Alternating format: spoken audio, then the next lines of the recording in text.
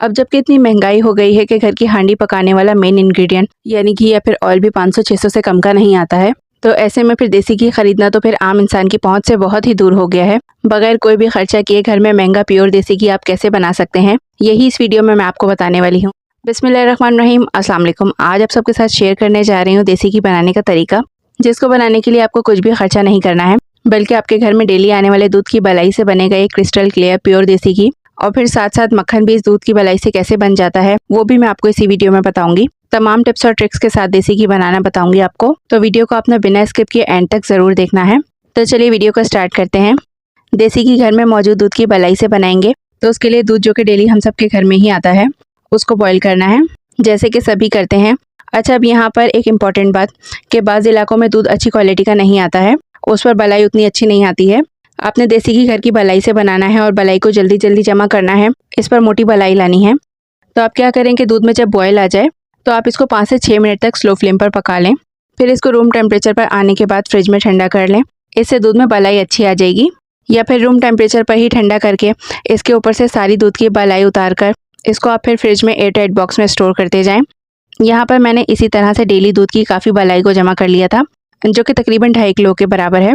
अच्छा, अब आपने जिस दिन देसी घी बनाना हो इसको फ्रीज़र से इतनी देर तक पहले बाहर निकाल कर रख दें कि ये बलाई कम्प्लीटली रूम टेम्परेचर पे आ जाए। जब ये बलाई मुकम्मल तौर पर रूम टेम्परेचर पर आ जाएगी तो इसको एक बड़े खुले पॉट में ऐड कर लेंगे, क्योंकि अब हमने इसमें झाग लगाना है, तो इसके लिए इसमें दही शामिल करेंगे।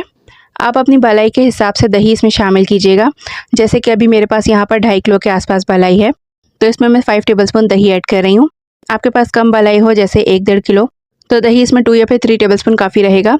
ये झाग लगाने वाला स्टेप करने के लिए बलाई का रूम टेम्परेचर होना ज़रूरी है, इस बात का ध्यान रखिएगा। तो इधर बलाई में दही ऐड करके इसको सारी बलाई में अच्छी तरह से मिक्स कर लेंगे और कवर करके फिर 3 से 4 घंटे के लिए ऐसे ही रूम टेम्परेचर पर छोड़ देंगे।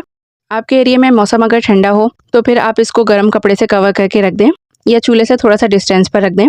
या फिर अगर गर्मी के मौसम में ये देसी घी आप बनाएं तो सिर्फ आधा या फिर 1 घंटा भी इसमें झाग लगाने के लिए काफ़ी रहेगा। यहाँ पर इस बलाई को मैंने ऐसे ही काउंटर पर कवर करके छोड़ दिया था। 3 घंटे इस बलाई को हो चुके हैं झाग लगाए हुए। अब नेक्स्ट स्टेप में हमने इसको क्या करना है कि इसको फेंटना है, बीट करना है। तो इसको फेंटने के लिए आप लस्सी वाली वुडन डोई ले लें, या फिर अगर कम क्वांटिटी में है तो आप इसको ब्लेंडर में कर लें। मेरे पास बलाई माशाल्लाह अच्छी क्वांटिटी में है, तो उसके लिए मैंने यहाँ पर इलेक्ट्रिक हैंड बीटर ले लिया है। अभी पहले तो एक बार बीटर चला कर इसको थोड़ा सा मिक्स कर लेंगे। अब नेक्स्ट हमने इसमें क्या करना है कि इसको बीट करते जाना है। उसमें ठंडा पानी या फिर आइस के साथ इसमें पानी शामिल करते जाना है। आइस के साथ या फिर थोड़ा पीसेस बर्फ़ का इसमें बीट करते हुए डाल देंगे ना, तो ये वाला काम आपका बहुत क्विकली हो जाता है, यानी इसका मक्खन बहुत जल्दी से बन जाता है। अच्छा, अभी तक जो है हम इस बलाई से देसी घी बनाने से पहले मक्खन बना रहे हैं, तो अगर आप लोग चाहें कि घर पर मक्खन बनाना हो तो इस तरह से बेहतरीन प्योर मक्खन भी आपका बन जाता है। अच्छा, अब इसको कितनी देर तक बीट करना है और इसमें कितना पानी शामिल करना है।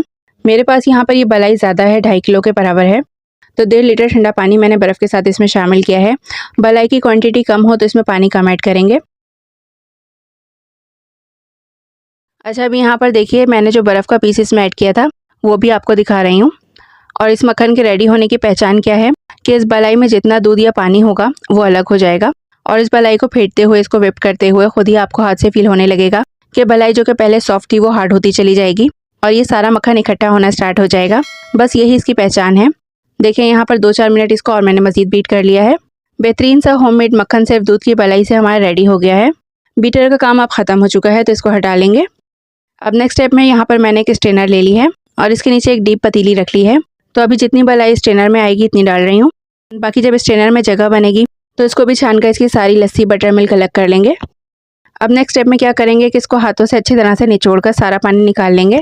जितना अच्छा आप इसको हाथों से प्रेस करते हुए इसका पानी अलग करेंगे, इतना ही बेस्ट मक्खन बनेगा। इसमें मॉइस्चर कम रहेगा और फिर घी भी आपका जल्दी से बन जाएगा, यानी इसका कुकिंग टाइम कम हो जाएगा। अच्छा, ये मक्खन हाथों की गर्मी से या फिर गर्मी के मौसम में आप मक्खन निकालें तो कभी कभी वो मेल्ट भी होने लगता है, तो आप क्या करें कि ठंडे या पानी से इसको वॉश करते हुए इसकी डो बना लें, या फिर इसमें थोड़ी सी बर्फ़ ऐड कर लें अगर जो आपने सिर्फ मक्खन बनाना हो तो। वरना देसी घी बनाने के लिए तो आप इसकी एक बड़ी सी डो बना लें। अब यहाँ पर ये जो सब कुछ बाकी बच गया है इसको भी इसी तरह से छान कर इसका मक्खन अलग कर लेंगे। अब इसको छानने के बाद देखिए हमारे पास बटर मिल्क भी रेडी हो गया है। इसको क्लियर करने के लिए एक बार और छान लें आप। इस बटर मिल्क से आप कढ़ी बनाएं, बेहतरीन बनती है। इसमें अगर खटास कम लगे क्योंकि हमने इसमें पानी ज़्यादा ऐड किया है तो आप इसमें थोड़ी सी दही ऐड कर लें। दूसरी तरफ हमारे पास ये प्योर मक्खन भी रेडी है। इसको आप तड़के में यूज़ करें, खानों में यूज़ करें, पराठों के ऊपर लगाकर खाएं। जितना ज़्यादा अच्छे से आप इसका पानी इसमें से निकाल कर इसको स्क्वीज़ करके इसका मक्खन बनाएंगे, उतना ज़्यादा टाइम तक आपका मक्खन फ्रिज में स्टे करेगा, इसकी लाइफ बढ़ जाएगी।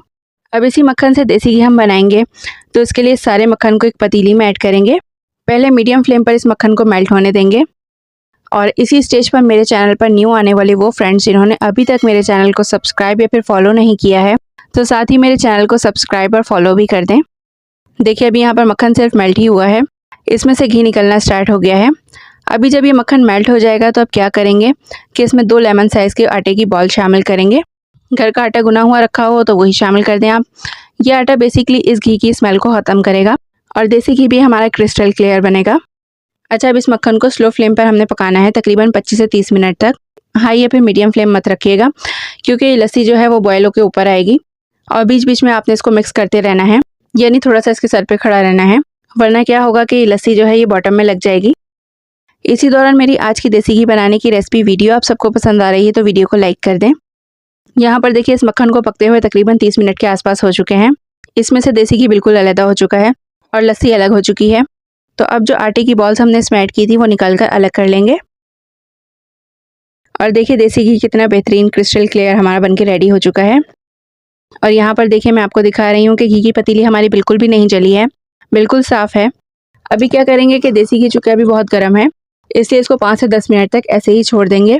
इतनी देर में देसी घी में मौजूद जो छोटे बड़े ज़र्रे होंगे लस्सी के वो नीचे बैठ जाएंगे।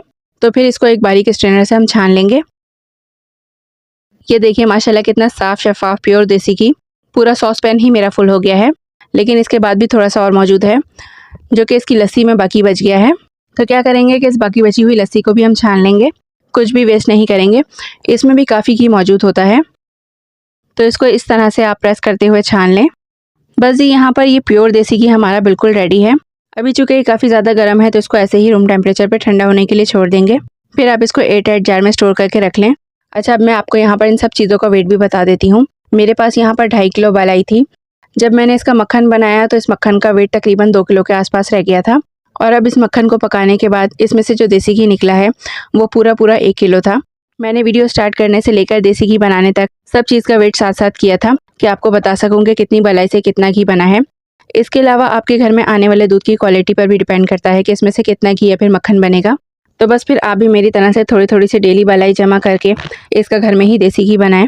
इसके बाद फिर आप हेल्दी देसी घी के पराठे बनाएं, देसी घी की मिठाई या फिर आजकल सर्दियाँ हैं तो मुख्तलिफ़ किस्म के हलवे बनाएं इसमें, जो कि देसी घी में बहुत ही मज़े के लगते हैं।